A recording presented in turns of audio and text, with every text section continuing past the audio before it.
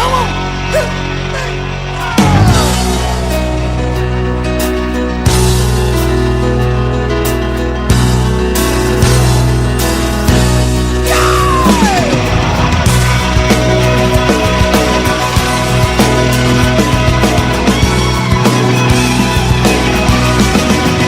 Good morning. Welcome back to the Broadcast Retirement Network. I'm Jeff Snyder. This is BRN Sunday for Sunday, May 7th, 2023. We've got members of the media, academia, financial services, and government standing by as we analyze all the news and events for the week. You're not going to want to miss it, so sit back, relax, enjoy this episode of BRN Sunday. But if you're tired of the same old story, turn some pages. Well, we're going to kick things off with a look at what's happening around Capitol Hill in terms of legislation, regulation, litigation, arbitration.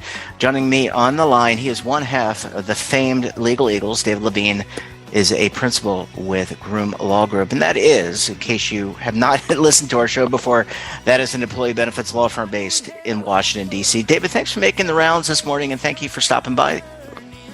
Jeff, it's great to be here. I hope everybody's having a great weekend and excited to chat with you a little bit. I know I'm without Mr. Walsh today, but I'm sure you and I can have a great discussion. Yeah, absolutely. We do miss Kevin, but he is unavailable. Unfortunately, clients do come first, David, as I'm sure, as I know you are well aware.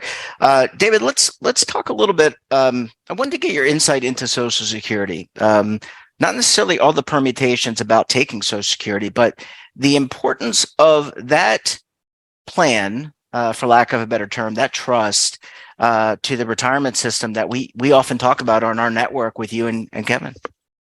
Sure. And it's very interesting. And thank you for not asking me to answer the immortal question. Do I take my Social Security at age 62, 67, or age 70? Or never. Because there is so much study on that. And I admit I am not the guru. And it seems like there's always a different answer.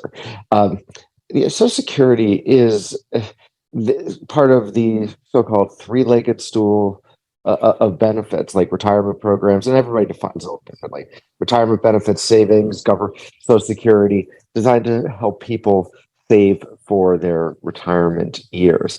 Social Security is obviously a broad-based system available to everyone, no matter if you're the richest person in America or the person with the lowest income in America. It's designed to provide benefits partially based on your contributions, but also it's designed to provide, in some ways, a real safety net. And I think when you talk to the academics, I know you've had some great folks who've really done the research on this on your show before. There is a real discussion in the space of Social Security about what needs are there for retirement for people at different income brackets. If you earn $20,000, $30,000 a year, I believe there are some studies that show that Social Security might be more than enough to help you save for retirement. Now, we could debate that. I'm not saying it is or is not, but Social Security, even if you are a higher income individual, plays a key role because with the decline of traditional pensions and such, people have their 401k savings. Social Security provides a guaranteed monthly income payment for retirees. Now, we could talk about funding of Social Security, but that's a whole other discussion. So there's a lot to this.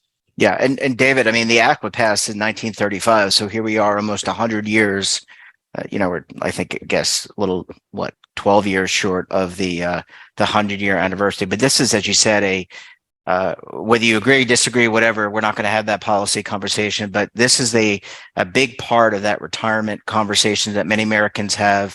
And there has been talk about, concerns about the trust fund. Again, you and I are not, maybe you are more than I, capable of really having all the permutations in that conversation. But there are some, aren't there people maybe that work in the public sector or live in some states that don't have access to Social Security or don't pay into that benefit, if I'm not mistaken?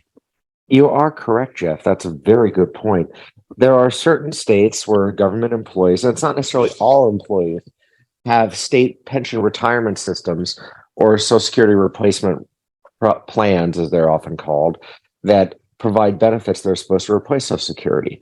Over the years, the number of these has changed and evolved. Some have changed. People have elected into Social Security, But the nuances of this is messy, and it's designed to provide a certain minimum level of benefits to people who are in these governmental run systems for governmental employees. But it is an area, and there's this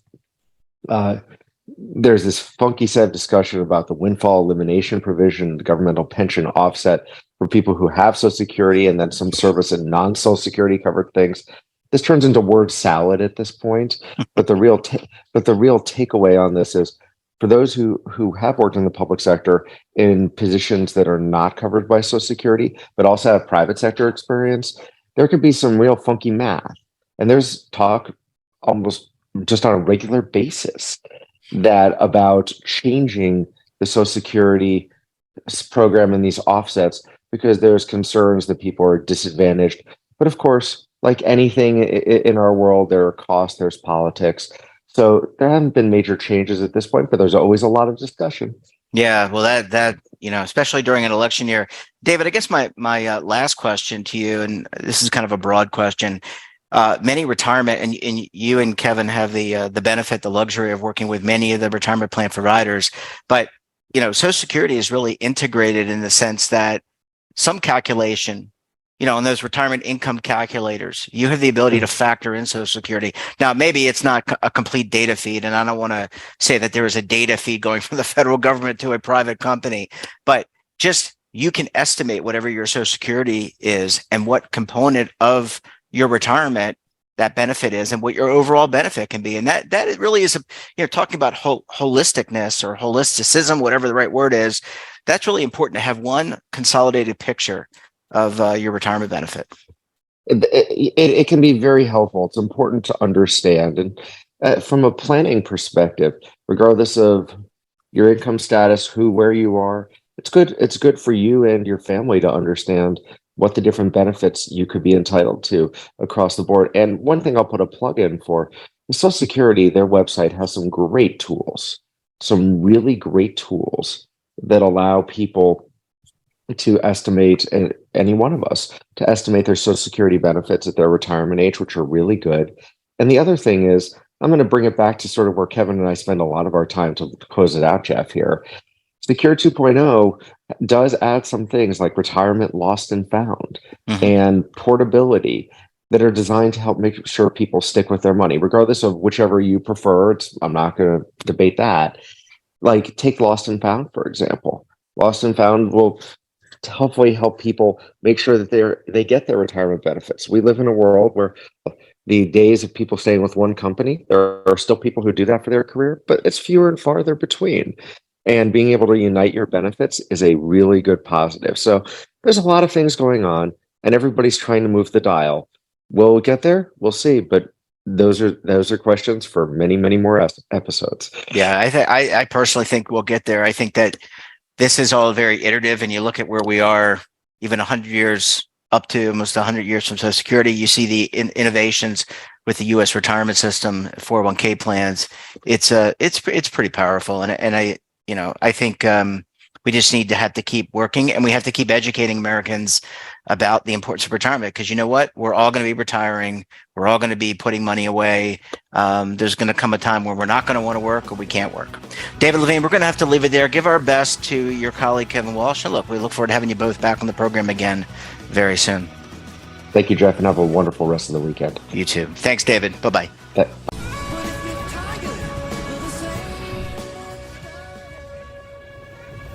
Imagine a new television network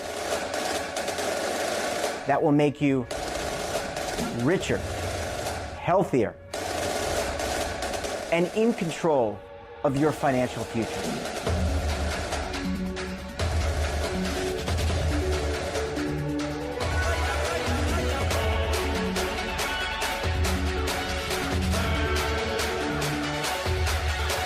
This network is for the policewoman in Nashville, Tennessee, the baker in Dubuque, Iowa, the teacher in Lexington, Kentucky. We want to make the idea of savings and retirement culturally relevant. But what do you see as a defining issue of the midterms? Especially for the smaller businesses. I mean, they are the lifeblood of the American economy.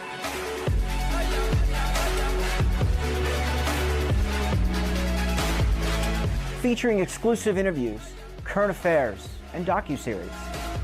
33 years old, you retired early. The philosophy is money only matters if it helps you live a life that you love. But you got to start thinking about retirement as soon as you get in. The Broadcast Retirement Network will drive very high engagement with premium partnerships. So this isn't retirement and savings for your parents or grandparents. This is for all Americans. And we're going to change the way you think about money.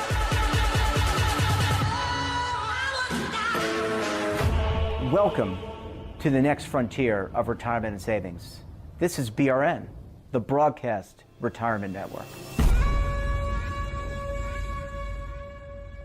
Are you stuck with a low credit score? A credit report and score that's causing you to be denied credit or pay higher interest rates than others for the same things? Then do what Terrence did and call Credit Repaired for your free credit evaluation to help restore your credit. I started thinking about buying a new house, and my score wasn't where I needed it to be. I called and spoke with one of the representatives, and we just had a good conversation, and I liked what he was saying. Just one call for his free credit evaluation was all it took to start back on the track to repairing his credit. I'm seeing the deletions and I'm getting the report, so I know something's being done. It does make a difference to me. All it takes is one call to get started. Credit Repair has given me a second chance to have a better credit score. Don't let a low credit score hold you back another day. Do what Terrence did and make the call for your free credit evaluation. Call 800-819-4152. That's 800-819-4152. Again, 800-819-4152. Welcome back, and now time to take a spin around the markets. Joining us on the line, he is the lead anchor for the TD Ameritrade Network, Oliver Renick. Oliver, thanks so much for dropping by the program this morning. Sure thing, Jeff. Thanks. All right. I have to kick off the segment with a discussion about Jerome Powell and the fact that he's now open to cutting rates in June. I want to get your reaction to this. And, you know, it's never definitive. You got to look at Fed speak. But my understanding is you took Fed speak in college, and you're an expert. Well, first I would say that there is no explicit indication that he is ready to cut rates.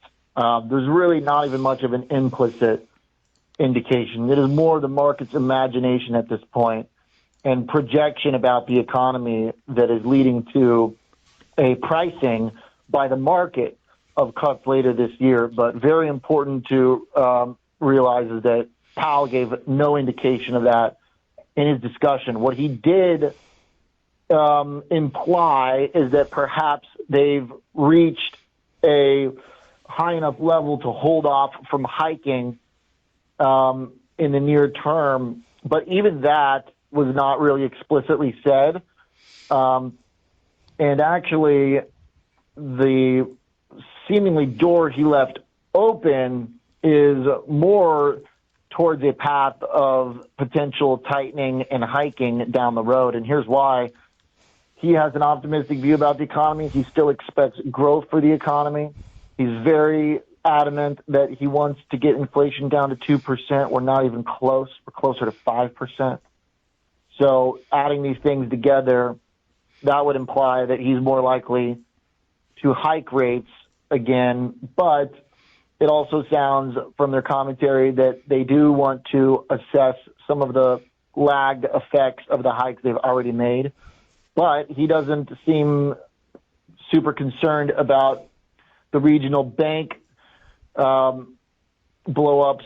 So it's hard to really see why he would back away from his aggressive view anytime soon. So that could be a pause in that it can allow some of those lagged effects from what he's already done work its way through the system. But he doesn't seem to be very perturbed by any signs that the system is really struggling right now. So that would require a pretty big fall off of economic activity, it seems, for him to get close to the rate cuts that the market and investors think are going to happen. Oliver, look, I want to ask you, you bring up the regional banks and some of the challenges they're having.